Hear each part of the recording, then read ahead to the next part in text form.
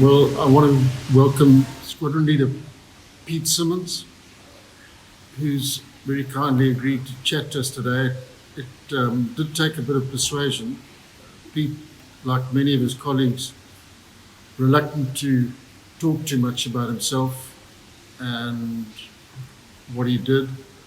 But I managed to convince Pete that we need to do this for history, and I'm happy to say he agreed to do it.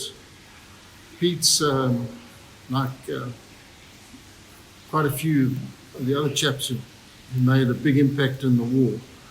He's an old Plumtree boy, but I'm happy to say his early roots go back to where I come from in Manicaland. And I want Pete to start his story with the early days growing up in Chipinga. Okay. Thanks, Hannes, for having me. I just want to say firstly that I was only involved for the first 4 years of a 7-year war. So there are some blue jobs that were involved for the full duration of 7 years. And guys like Cocky Benneker, Malcolm Baldwin, Greg Todd, they were all operational for a long time. And if you could persuade them to come and talk to you, they probably have better stories to tell than just mine. And I was only involved for the first 4 years, which were the quieter 4 years. The war escalated a lot in 77, 78, 79, and I wasn't involved then. So there's guys with better stories than mine, but from a historical point of view, I've probably got a few things you'd like to know. Okay, well, to get to Chipinga, my dad was a district commissioner. So we started off in Goromonzi before we went to Chipinga. I started my schooling in KG1, KG2 in Chipinga, at Chipinga School. And that's where I met a lot of your Shamwaris from Tali boys. Because all the Chipinga guys, all the farmers' sons, they all went to Mtali Boys High for their senior school. But you will know Goose Thompson. Bruce Thompson was my best pal in KG1, and he was killed in the RAR, I believe, as a soldier.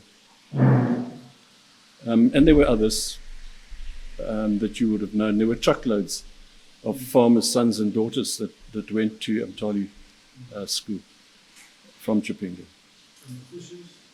The Graham Fisher was in my class. Ian Fisher was a year younger, a real naughty kid.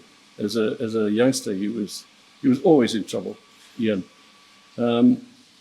They used to come to school from their farm. It was a wattle farm on the other side of Chipinga from the school. And they came to school every day on the back of a mule-drawn trailer with their driver and a whip.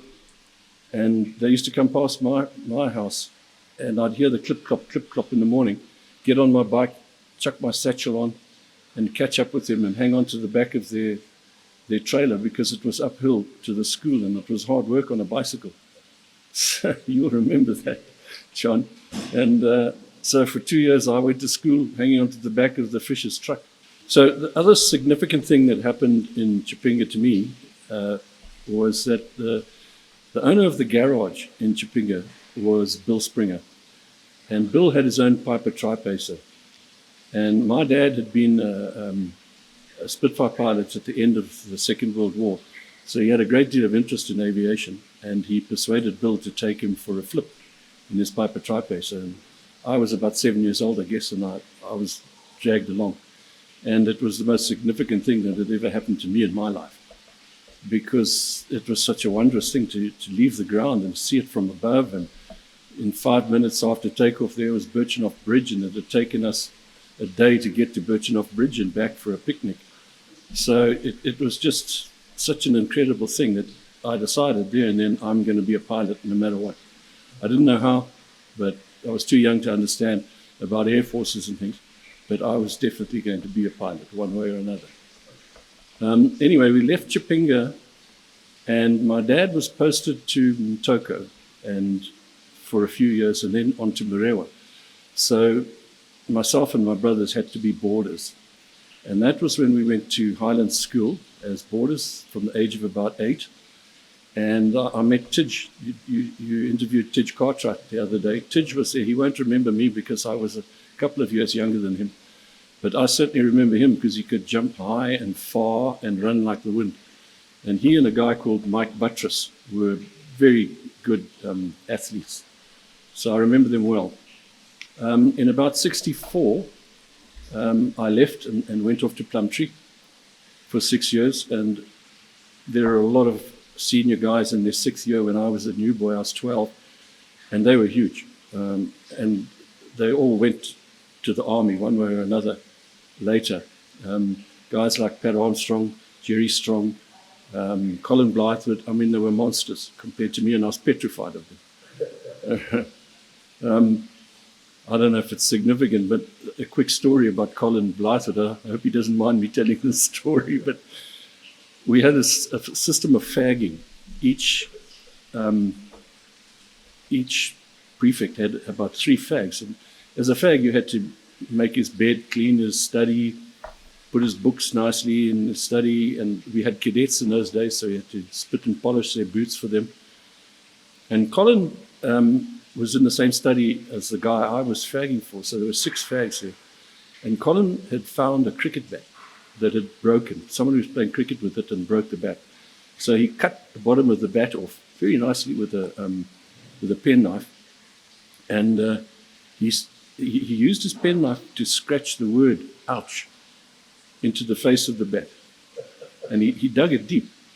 And I guess he was trying to use it as some kind of printing press, because we had to bend over and get hit on the backside by this cricket bat to try and spell the word "ouch" across it. And when it was my turn, I was shifting around too much. And he said, "Simmonds, keep still. Keep still, otherwise we have to do this all again tomorrow." Yeah, anyway. I left Plumtree in 69. By then, at the end of my time at Plumtree, I don't know if it's significant, but I'll tell you another quick story. I didn't do too well at the academics. Me and Latin were just a train smash. I hated Latin. I did no work for it. I studied it supposedly for 4 years, but I did nothing. And when I came to write the final exam in Latin at the end of 67, I planned with a friend of mine that we would go into the Latin exam and we wouldn't write it. We would just walk out. And the Latin exam started, and we were told not to turn our papers over until the invigilators were ready, and like, ready, steady, go. Turn your papers over. I didn't turn my paper over. I just wrote a letter, a message to the guy who was going to examine me and tick my paper. And I said to him, "Dear examiner, my parents have paid you to mark this paper. My present to you is Happy Christmas. I hope you have a wonderful 1968. And I put the pen down, and the invigilators were furious because I got up and I went to hand my paper in. My pal Keith Dives did exactly the same, got up. And we walked out of the exam room. They couldn't admonish us because all of the people who were serious about the exam needed the place to be quiet so they could concentrate. So we walked out, and our bicycles were waiting for us, and we went fishing in the Tukwani Dam, fishing for bass. But anyway, I don't know if that's interesting enough to put in. So I left Plumtree at the end of 69, and I'd already applied to join the Air Force by then. So I applied on the strength of my O-levels, and we did some exams and some tests, medical tests and interviews, and I was lucky enough to get in on 25 PTC, which started at the very beginning of 1970. The way the Air Force worked in those days was you had to do 6 months on the ground once you'd been accepted. And the studies that we had were far more interesting than anything I learned at school, and far more useful. We studied how piston engines work, how jet engines work, how aerofoils work, principles of flight, how instruments work. We tore the instruments apart, how an altimeter works, how an artificial horizon works. And of course, we were tested every 3 or 4 weeks, exams, and we had to get 70% to pass. But I don't remember anybody actually failing because the subjects were interesting, useful, And so long as you concentrated, you passed. Of course, there was all the normal cadet stuff, inspections. We all slept on the ground just as you did in the army, and left our beds intact for the daily inspections and the drill and so on. But that lasted for 6 months, and then we were allowed to start flying. And that was the BFS, the Basic Flying School, where we learned to fly the Provost. The Prov was a difficult aeroplane. You had to be trained on how to land it. You couldn't just jump in it like a Cessna and perhaps land it. It had a big radial engine, and the tail was always trying to catch up with the nose. Anyway, it started off with the normal stuff of climbing and descending, straight and level, turning, and very quickly you went on to spinning and aerobatics and the more advanced flying. Eventually instrument flying and formation flying, that sort of thing.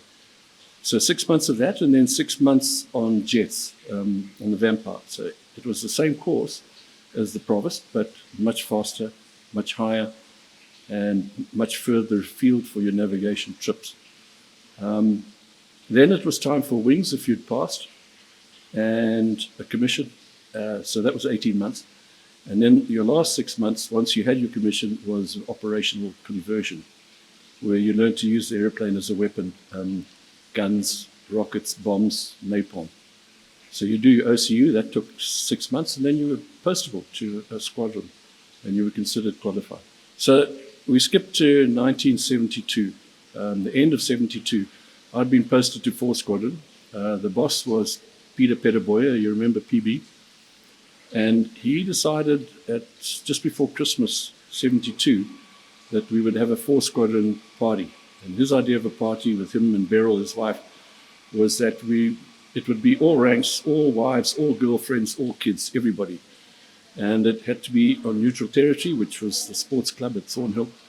And so we had the booze up. In those days, I could only drink 2 beers and I was singing. I've made up for it since then, but in those days, that was the case. So I didn't have too much to drink that day. And Alf Wild, who was senior to me by 1 year, he was the same. So we left the party at about 4 o'clock in the afternoon. It started at about 12. And we went off to single quarters. And when we were there, the phone at single quarters rang. And Alf answered it. And I was going towards it to answer it when he answered it. And what I heard is the one side of the conversation, which was, yes, sir. Okay, so I'm coming up there now. So I'm coming to the ops room now. So he put the phone down and he said, there's been a call out. And on 4 Squadron in those days, call-outs were very few and far between. If somebody fell off a mountain in Inyanga, there would be a casualty evacuation or something. Every 6 months, perhaps, there would be a call-out. Somebody got gored in the game reserve and they'd need an airplane to go and fetch them. That sort of thing. So we'd never heard of a call-out for a farm attack. Anyway, we weren't on standby, Alf and myself, but because we went up to the ops room together, PB said, go and get your stuff together and get on the airplane, and we need to go to Salisbury, we need to go to New Serum, because there's been this attack. We didn't know it was a farm attack, we didn't know where it was. And then you spend the night in New Serum, and you'll be told where to go the next day. So off we went, spent the night there, got up at about 4 the next morning, woken up and told to go to Centenary. And Alf was senior to me, so he led the formation of 2 in the early morning before it got light. And in those days, navigation at night was quite difficult because there was only lights to go by. There were no beacons. There were a few beacons, but not at Centenary. And I remember being very impressed with Alf because Alf took off and led me there.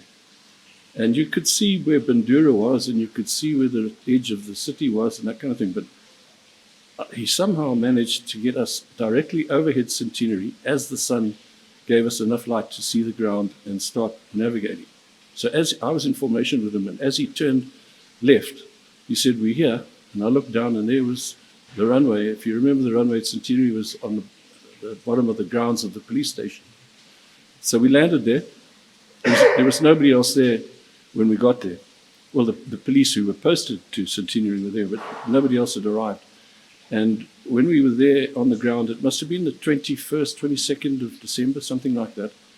we learned that Altina Farm had been hit a night or two before, and the farmer's name was De Boer Graaf, and we were now based at Centenary on the airfield, and a couple of big RL trucks and a jeep pulling a caravan, a blue job caravan. It was painted blue, and the caravan was a comsen, and the guy who operated the comsen was there. Everything was in the RL trucks that we needed, a caterer, stretchers and pillows and a whole mess with all the fridges and deep freezers. Everything was there for about 30 to 40 people. So they unpacked, and as that was happening, and they were putting up tents, then RLI arrived, the king, Dave Parker. I don't remember which commando it was, but they arrived and they started to set up camp. And Brian Robbie was the captain in those days. He arrived and found a house to make his headquarters. And his guys were already deployed. They were already in Mozambique and rushing around there. But he decided to have a base at Centenary. So yeah, that was the beginning of Hurricane, and we didn't even know its name was Hurricane at that stage. That came later. And we were asleep on the second or third night that we were there at about 1 a.m. when we heard a whole lot of gunfire. And RPG 5 or whatever it was it a 3, a 7? One of those was used, and that was the attack on Whistlefield farm. Again, poor old De Boer Graaf, he'd gone to his pal to stay there on Whistlefield, and then he was attacked again by Rex Nongo. And so we heard that, and it was only 4 or 5 miles from the airfield, so everybody was awake for that. And the RLI reacted with a jeep. They went there, and Nongo had planted a landmine in the driveway, and the jeep hit it. And that was when Corporal Moore was badly injured. So he was brought back to Centenary, and I can't remember who the pilot was, but somebody had to take him from Centenary to New Serum in the back of a Trojan. And I helped carry him from the jeep, from another jeep, to the airplane. There were about 4 of us that carried him and put him in the airplane. And unfortunately, he died on the way to Salisbury. So that was that. I mean, another little anecdote I can remember, on Christmas Eve, I was being a bit stupid. I was complaining that all the guys in the valley had been given goodie bags by the Border Patrol Welfare Fund. And remember the good ladies of the Welfare Fund. And every Christmas it was organized for the guys in the valley to be given a goodie bag of some sort. And I was sitting there on Christmas Eve talking to my tech, who was Phil Tubbs. I don't know if you remember Phil Tubbs and Henry Jarvie, but they were famous. And they were always pulling tricks of one sort or another. And I was complaining about us not having this Border Patrol goodie bag. And he was obviously listening harder than I realized, because I went to bed to sleep in the tent on a stretcher. When I woke up the next morning, I was looking for my shoes and socks. I couldn't find them. So I scratched around, and very deep underneath my stretcher, there were my socks. And one sock had a Fanta in it and a tin of bully beef. And the other sock had some sardines and condensed milk. So Father Christmas had visited me. Anyway, that was the beginning of Hurricane. I was based in Centenary, and this was about the 30th of June, 73. And there were 2 provosts based at Centenary. John Blythewood was another one. And you tended to stick with your tech that you had with you and your aeroplane. So I was in the other provost. And on about the 30th of June, Wally Hendricks was our FAF commander, and a landmine went off at Mukumbura. Now, I'd been to Mukumbura a few times, and I'd already noted it as a place to avoid. It was not a blue job type of place. There was no pub. And you've heard the joke that blue jobs love sleeping under the stars. It's an old joke. Yeah. 2 stars or better. So I didn't like Mukumbura, but I was told to go down there and be on standby for top cover for the RAR. The RAR were operating out of there. It was Roy Gardner. I don't know if you remember Roy. Rhett Gardner was his brother. And Roy was the boss of whichever company it was down there. Our good friend John Russell, who lives in Somerset West here, was the 2IC. And one of the subalterns was a guy I knew, and he was on the equivalent army course to my Air Force course. So we were in Gwela at the same time, was Mike Wilson. There were two Wilsons on that course, Graham and Mike. And Mike was given the job of following up. And the RAR were really good as trackers. That's the thing they excelled at, was tracking. So I had to go there and be top cover for them if they needed me, and they followed up from this landmine. There's a bit you can leave out now if you like, but I'll add it in for you in case you want it. But when I landed, I overtook the helicopter that was sent there with the doctor, because there were a lot of injuries from this landmine. And I overtook it and landed at Mukumbura, and then I saw it coming into land, and I heard them asking, where is this landmine? And they landed really close to Mukumbura. In fact, within trotting distance, when I saw them go in and land at the end of the airfield.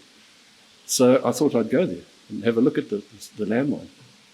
And I started to trot there, and then a jeep picked me up that was carrying some RAR soldiers, and they dragged me there. And when I got there, it was a Matamba Banadza bus that had hit it. You remember Mr. Matamba Banadza was a real entrepreneur. He had buses everywhere in the country. And it had hit the left front wheel, and the whole superstructure of the bus was on the ground because the bus wheel had been blown to pieces, and the whole hub and everything had been turned into shrapnel. And there were a lot of injured people. It was about an hour and a half after the mine had gone off, but there were still lots of people lying around, and the RAR medic was there, and of course the doctor was working on people when I got there. And I realized it wasn't a good place for me, because the doctor had so many people to try and take care of. There were probably 20 people who were injured to some degree or not. And if you remember, those doctors were all University of Rhodesia doctors that had their fees paid for by government. And I guess the contract was that when they qualified, they would be, as young men, they would be doctors in the military, in the army and the Air Force and the police. And this was a young doctor, and I realized afterwards, he was probably never confronted by such a scene of carnage ever again in his whole life as a doctor. And he just was prioritizing as best he could and going from one person to another. So I was no use to them, so I got out of there. It was awful, but the reality of the war was starting to show its face for me. So I went off to where the RAR were. Mike Wilson had already gone. My tech was a guy called Mike Guy. Mike Guy is still alive and well and working hard as a farmer in Natal. And so he was my sidekick in the province. And we weren't allowed to stay at Mukumbura because there weren't any proper guards for the aeroplane. So I had to go back every evening to Centenary where we were guarded. So I went back to Centenary that night. That was the first night of follow-up. The second day I went down there, it was so boring because, you can only play cards with your tech for so long and stretch out lunch and so on. But you're sitting there waiting for something to happen. And Mike Wilson was sort of 12 hours behind, 15 hours behind, 8 hours behind. And it was going like that throughout the second day. And Roy Gardner said to me, Mike has walked off his map. At the end of the second day, he'd run out of maps. He was well into Mozambique. He was halfway to the train. You remember the train? On his way towards Magwe. And he, without a map, I thought that was a problem. But Roy said, no, he didn't mind that he was without a map because we could still estimate where he was. He was doing 20 miles north-northeast, 20 kilometers a day or 15 or whatever it was, and I could guesstimate where he was on the map. So he was happy with that. On the third day of follow-up, John Blythe went down and spent the day there, so he was being kind to me, so I didn't have to do it for one day. On the fourth day, I went down, and Roy said to me, Mike is sort of catching up and then falling behind again when he has to sleep on the tracks, and he's catching up again.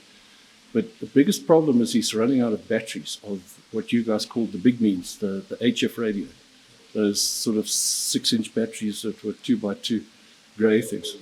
Yeah. And he said by the end of the fifth day, which at that stage was tomorrow, he said he's going to be low on battery, and he can't have no means of talking to us as well as being off the map. So if he hasn't caught up by tomorrow evening, then we have to go and drop him some batteries and some maps. So I said, fine. The fifth day was the 4th of July, 1973. And I sat there the whole day waiting for him to catch up. He got to about 8 hours behind. And he said, I'm not going to catch up before last light. So I went to the ops room, the ops tent, where Roy Gardner was, and he had about 10 or 15 maps and a couple of big HF batteries. And he was busy rolling them up together, putting as much paper meat around the batteries as possible, so that if I chucked it out of the cockpit and it hit the ground hard, there was some protection for the batteries. And as he was loading it up, he said to me, look, I've got some letters, love letters from girlfriends and wives and things. Can I put them in? I said, of course. I mean, I would never stop him from doing that. So that was more meat around the package, around the batteries. So we tied it up with string, and I set off with Mike Guy next to me, and the intention was to go and find Mike Wilson. And when we spotted him, drop this package, and then go back to Centenary for the night. And I went into Mozambique at about 2,000 feet. It was the only time a heliograph, I was ever flashed with a heliograph, and it worked perfectly from about 15 miles away. I was coming from the west, the sun was going down towards the west, and somebody in the RAR call sign had a heliograph, and they flashed me, and I picked it up from miles away. So I found them very easily. And when I got overhead, I had my own map. So I put an X on the map because I could see exactly where Mike was. And I put a sign there with an arrow saying, you are here. And I wrote a rude message about how blue jobs always get brown jobs out of trouble. And then wrapped my map around this package and with some more string, tied it all up. And I went down really low and really slow, put all the flaps down. I must have been doing about 68 knots, very, very slow. The stall speed's about 62, I guess. And so I put the flaps down, I wound the hood back so that I could just chuck this package out. And it was sitting on my lap, Mike Guy sitting next to me. And as Mike Wilson disappeared under the nose of the aeroplane, I was within a quarter of a second of throwing this package out. And there were two loud bangs, bang, bang. And I thought instantly, that's my engine, you know. That's how you think as a pilot, my engine, and now I'm going to crash land. So I looked out of the cockpit in front of me, which is the first thing you're supposed to do, to see where you're going to land, and there was nothing there but trees. And I pushed the throttle lever up, and the engine responded perfectly. It was purring like a Rolls Royce. And so I looked at Mike, who was sitting next to me, and he was eyes wide, looking at my lap. So I looked down at my legs, and of course there was blood everywhere. So a bullet had come in the side of the cockpit, gone into my left femur, broken the bone, come out of my left leg and gone into my right leg. So there were 3 holes. So I realized what had happened, but it was a slow realization that it was actually my leg. So I pointed the airplane back to Mokambura, put on full power, handed over control to my guy. Our techs could fly the airplane, but I knew he wouldn't be able to land it. And my biggest worry was I was going to faint from lack of blood.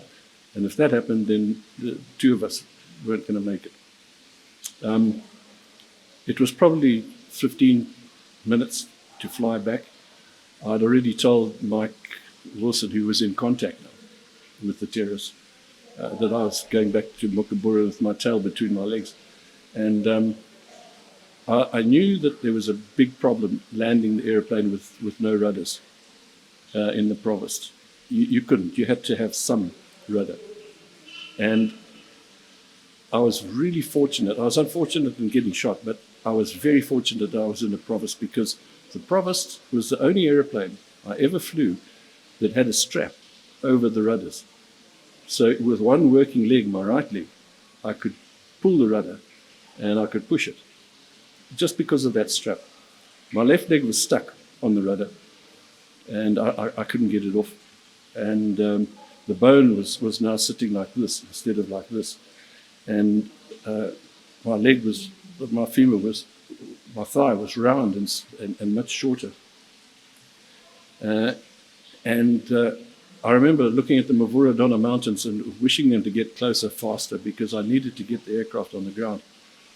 And I took over control from Mike when we got back to Mukumbura, lined up with the runway facing east, and did actually one of the best landings I'd ever done in a Provost.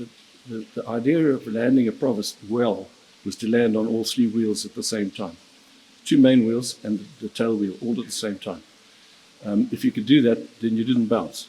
If you landed on the main wheels, you bounced back up into the air and the aeroplane flew. So I did a nice landing, and I guess the aeroplane would have stopped being able to fly at about 65 knots. I must have got down to about 55 knots and keeping it straight with my right leg.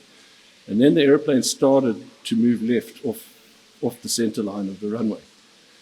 And what happens at the Provost, if it starts to move and you don't stop it, it gets faster and faster, and you end up going off into the bush and going well off the runway. And the only way to stop that was to lock the brakes. And again, the only airplane I've ever flown that didn't have toe brakes on the rudders was the Provost. It had a kind of a bicycle type brake on the control column. So you squeeze the brake with your hand whilst flying the aeroplane. So that was incredibly fortunate. So when I started to go a little bit off the center line, I pulled the stick right back and squeezed the brake and locked the wheels. So by locking the wheels, the aeroplane kinetic energy took it continued going straight, but it turned like this on itself, which is called a ground loop. So whilst the wheels were locked, we went all the way around and through 270 degrees and ended up facing the runway. So the runway was at 90 degrees to me when we stopped, and it was dust and shit everywhere, and we pulled forward in our straps and came up. And as I came up and looked around and realized, okay, it's over. We've made it to the ground, so everything's going to be fine now.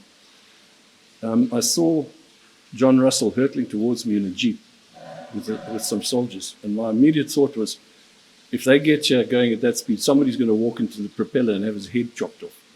So I quickly switched off the motor and switched off all the master switches. And as I sort of sighed and they stopped the jeep next to me, a wave of pain hit me. I did not know, and I've never understood why. There was absolutely no pain when I got shot, and there was no pain while I was flying back. Nothing. But once the pressure was off, and psychologically, I was, okay, we're going to be fine now. I was hit by a wave of pain that, it's hardly worth even trying to describe it. It was really bad. And one of the soldiers in the back of the jeep that arrived with John Russell he was a medic, and he had a tiny little syringe. It was thinner than my pinky, with morphine in it, and a tiny little piece of morphine like this. And I remember thinking, Connor, that's not going to be enough. And he jumped up on the wing, and he picked up my sleeve and rubbed me with some stuff or other, and put a little squeeze of this stuff into me. And he had a sharp object, and he kept pointing it at me, and I was ducking. And he said, no, you've got to keep still. This is a pen. I've got to put an M on your forehead with the time, because that's when you got your morphine. So I thought, okay, so this is the way messages are passed medically, A big M on my forehead with 1652 or something written at the end. I don't know if the morphine helped or not, but I had to get out of the cockpit. John had put a stretcher down for me, and I couldn't get out the cockpit. I'd taken my straps off. I'd taken my parachute off. I'd unplugged the radio and everything, taken everything off. So it was just me now. All I had to do was get out. And I realized then you need 2 legs and 2 arms to pull and push yourself out of this kind of bucket cockpit. So I said to John, I can't get out of here. I'm stuck.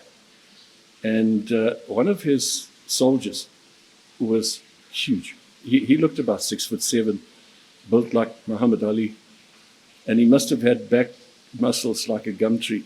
And John said to him, Corporal, go and pull the pilot out.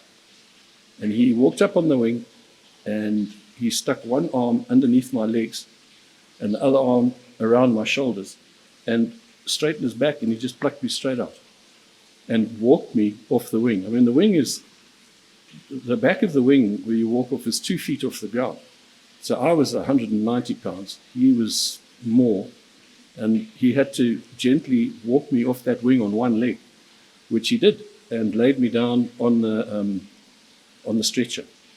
And I was screaming like a baby. My leg was going apeshit. When I told the doctors afterwards that, my leg was all over the place and the bones were doing this inside my leg, they all went, they said the chances of the jagged edges of the bones cutting into your femoral artery were, the potential for that was huge.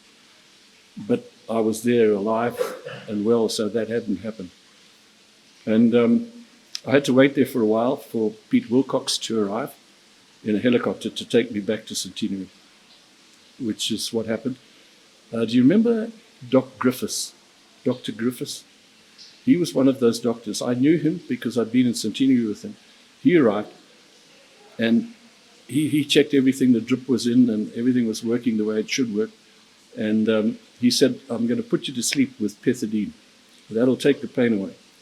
And you'll wake up in hospital. Everything will be fine. So I said, okay, fine. And he pulled out a much bigger syringe. I mean, it was a huge thing. It looked as though you could inseminate a cow with it. And he pulled it down with his pethidine there. And it was an enormous amount of pethidine. He said, look, I've got to take 12 minutes over pushing this pethidine into you to put you to sleep and to take the pain. And so you can't just push it in. You've got to put it in slowly. So 12 minutes is the maximum, the minimum. So we'll take 15 minutes over it. So he started putting the pethidine in, and I didn't go to sleep. I was alive and awake all the way through. And I stayed awake all the way to hospital.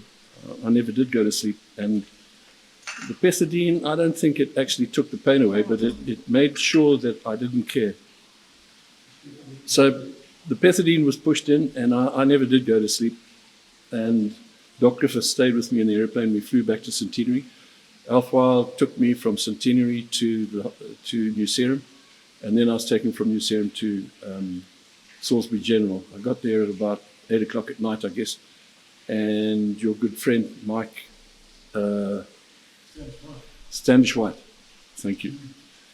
So Mike Standish White was my doctor. He put my leg together.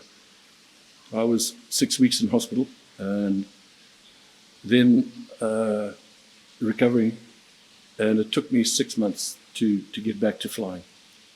So at the end of all of that, 6 months later, the beginning of 1974, January, I went off to helicopters and started flying helicopters.